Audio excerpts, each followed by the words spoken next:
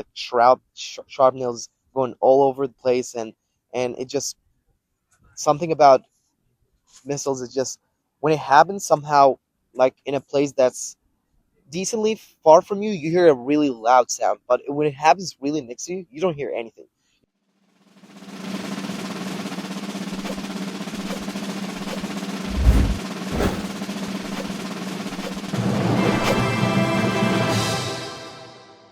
Hey, this is GreenTalk. I'm Ayamade Adeolakande, and I'm here with our first guest, Omar Rashid. Omar, tell us about yourself. Well, first, thanks for having me. My name is Omar, 29, freshman at Dartmouth, and I'm very excited to be here. Spring term now, we're having fun, weather's getting back, and yeah, What did your childhood in Palestine look like? I get this question a lot, and just I think my childhood in Palestine has just been one of my favorite memories ever. It's something about Gaza, just a very small place, so you just get to go all over Gaza in one day with your bike, and you just get all these fun memories and all these fun stuff. So I miss it, man. It was just one of the best memories that I've ever held. I've been growing up in war since I was a little kid, so 2006, and you can remember 2012, 2014, 2018, 2020, 2022. So 2023 was not the first one, and but it was one of the had the biggest impacts on all Gazans, where we all had to be displaced from the north and then just leave all our stuff. And we've always thought that it's going to be one of these kind of week or two of a conflict and we're getting back, but that one seemed like pretty real, where we just spent 3 years out of our homes, massive displacement and just continuous evacuations.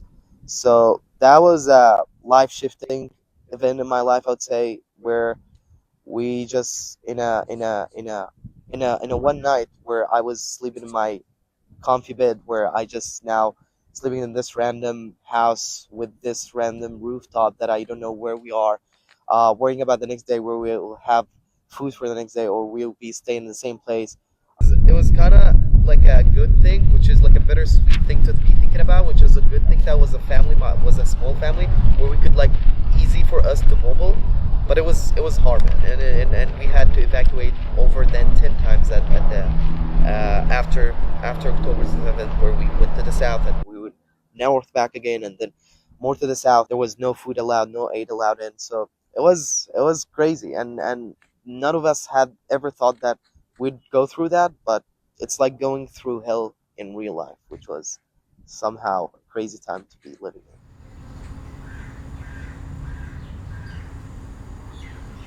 Traveling 20 kilometers to the Egyptian border and back to work on your application must have been extremely difficult. What were these trips like, and how did you keep your determination up? Well, the reason I've been going to the borders is that there is no connection in the whole Gaza Strip. I remember I had this call from a friend who told me that there's this center.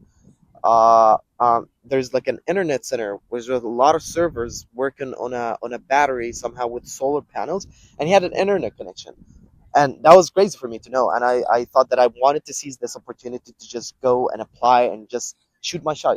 There's nothing to lose. And my mom was opposing this idea because at the first times it was really really massive bombings and missiles everywhere. It just all red zones, and there was no chance for anybody to be just walking, especially in the middle of the night. It was dangerous times. But I just told my brother, just you can cover me up, and I really wanted to go there.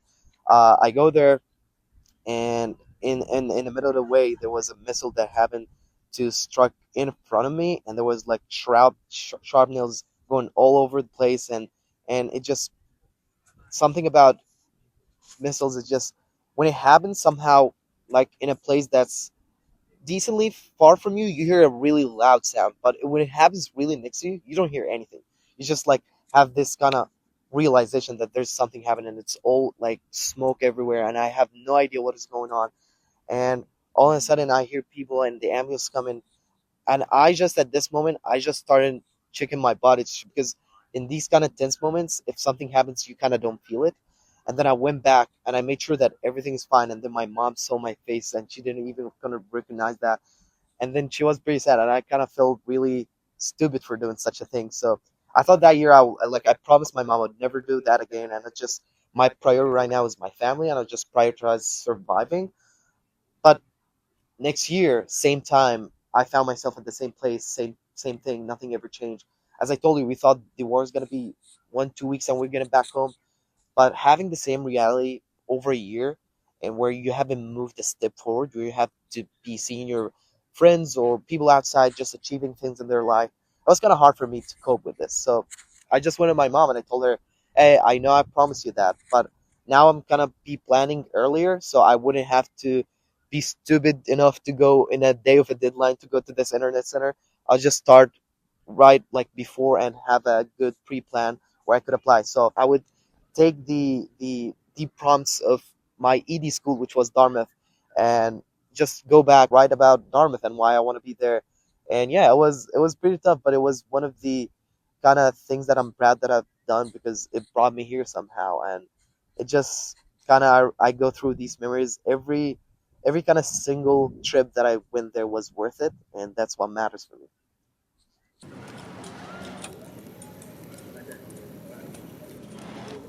I think you've made it clear that you love Dartmouth. I know you had to answer this for your application, but why Dartmouth? Well, as someone who's never traveled ever before in his life, because living in Gaza, we have been living in a full siege even before the war. We've been used to the sounds of war drones being flown over the sky, uh, since I was born. So it just I've never kind of experienced being outside. I've never been experienced to be in the nature. So my first year that I applied to colleges, I applied only for safety schools and I got rejected from them all in 2023. So next, I really wanted to get a good education and something about living in like in war. Like as I told you, like in a moment I could have just been gone somehow. So I was like, you know what? There's nothing to lose. And if I want to really shoot my shot, I'm gonna shoot it like really far. For me, it was like kind of the cool Ivy League. Like they have the D plan. They're like so different than all the like semester plans for other colleges.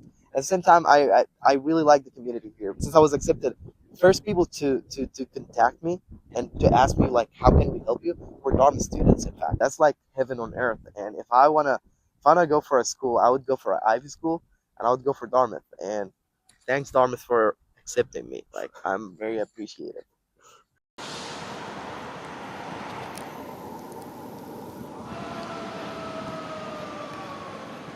You've been very involved in creating a social media presence for yourself. Back in 2022, you started a taking a photo of myself every day challenge that lasted for 139 days. What about social media intrigues you so much? That was a private account actually before I'd set it into public. But yeah, it was my high school year and it was my first year to have a phone actually because my parents were kind of strict in having the phone policy thing. Something about having a phone for me was really different because all my friends got like used to having something like that. And for me, I was like, damn, I have a camera with me whenever I go. I was really passionate about the idea of documenting my life, of just having this kind of digital cloud where I can get back to it whenever I'm like feeling nostalgic or whenever I want to memorize something about my life and see this journal and be able to recall all these memories. It feels awesome. I feel like wow, like I did that, and it feel like the kind of thing that drives me to make something in my day. And until this day, I go back to these pictures and I was like, wow, life has changed in just a matter of 3 years, and I'm very glad to document these things.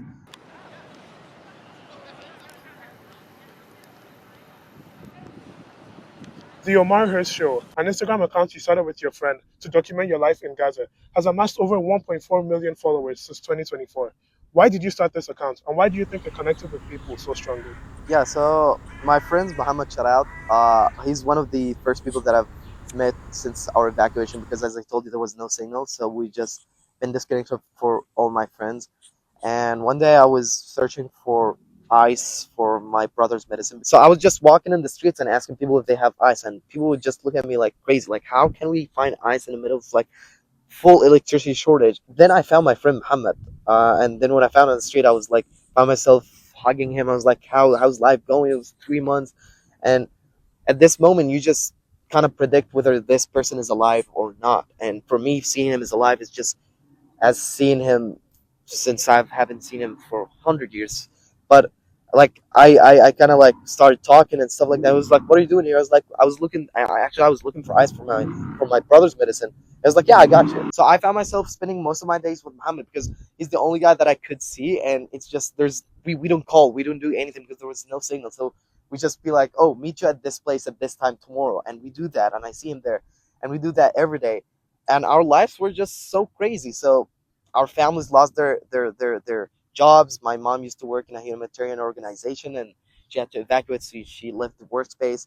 And for us, we felt the necessity to just work to provide for our families. But at this moment, it was just irreliable because there was some moments where the crossing would close, some moments where aid would be blocked, and then there's a starvation where price inflation goes crazy, and it felt unethical for us to be selling stuff at this time where people are not even finding food. So we kind of started just going to think about something different, and something different we thought of was let's find a solution for the internet. So we're in a cafe. We started just our mini business of like a table, and we brought in a poster. We can sell movies, we can sell eSIMs, and we can help you do your online stuff. So that's something that we did, and people started coming and were like, you know what, we're sick of the news, like it's all killing and some sort of like blood on the screen, and it was just we're sick of that. We're already living that. We're not interested in just hearing about news. We're already living it. So they just come and it's like, do you have this movie? And we're just, yeah, we can get it to you. And we just selling movies, renting movies, and some like kids would come with their parents and they're like, oh, I really want to watch Ratatouille. I was like, oh, bro, I got you. And we just give him Ratatouille and transfer it to his phone. And it was a fun thing to do. And one day I was like looking at my friends. I was like, you know what, bro? Our life is just like a movie. Like one day we're looking for, we're searching for wood just to make fire, and the other day we just packing our stuff and evacuating, and the other day we're doing this and this and this. Like, bro, let's just document this and just share it with the world. Like, at least we can live this thing with the world. The world has been portrayed, Gaza, as this place where just people getting killed, people have no schools, and it has drifted the narrative from these are people who are living this as a consequence to this is the condition. So moving the thing from the consequence to the condition, as these people just live this way, was really annoying for me because we had life before. We had like as I told you, my memories of my childhood has been one of the most awesome memories in my life. We had playing soccer. We've been going on the beach. We've gone to clubs. I was actually part of the YMCA in Gaza where we have been celebrating Christmas and doing Thanksgiving. And it's not something that I want to prove to the world. It's just something that we already been living. It's not the condition that we're living. It's something that we had been forced to be living. So I was like, no, we're gonna document the brighter side. The side of us as teenagers, we dream of a better life. We dream of our old life, that the life that we've already had. We dream of going to colleges. We dream of doing so many great things as any teenager would be in the whole world. And I was like, let's document this. And somehow my friend got motivated with me, like eventually, and we started just documenting, making hot chocolate in the beach, or one day just going in the market and showing how we sell the products. So I think the reason people start following us is just they found kind of real glimpse of what life is like in Gaza. It's just two teenagers in their phones. I think the authenticity and kind of people saw something that's real, that is niche, that they could have just opened their Instagram every day to see how these two teenagers have been doing, and just making sure that they're still alive, they're still breathing, they're still doing some crazy stuff. That's what I guess brought people to be following us, and it's been a crazy experience. It's been really one of the things that I'm most grateful for, because it just somehow it changed the the perspective people see what's going on in Gaza. And I was really proud of documenting my life there, and I'll still go back to these videos to remember how my life used to be. So that's something that I'm proud of, and I really hold close to my heart.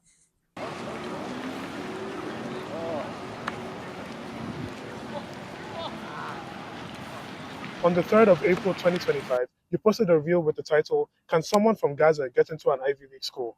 Run me through the process of making this reel and what you were feeling. Yeah, so in 13th of December, I got my admission from Dartmouth, and it was one of the sweetest news that I've ever had since the start of these whole atrocities. And I remember just smiling this day and running back to my family and telling mom I got into Ivy school, and my mom goes like, "What is an Ivy school?" I was like, "Don't doesn't matter right now. It's just I got in a college in the United States, and she was very happy for me. That feeling was crazy because after the admission, I became really low. I became like having these thoughts of like, what if I don't do it? What if I don't make it? Or what's now? And I was like, damn, like I didn't even have this admission. And right now that I had it, my days has been really tough in terms of like me thinking all over it. And I've just been thinking, how can I make it out? How can I make it out? I really want to travel to a place where I can do my visa, but there was no way for me to get outside because we're already in a full siege right now. There's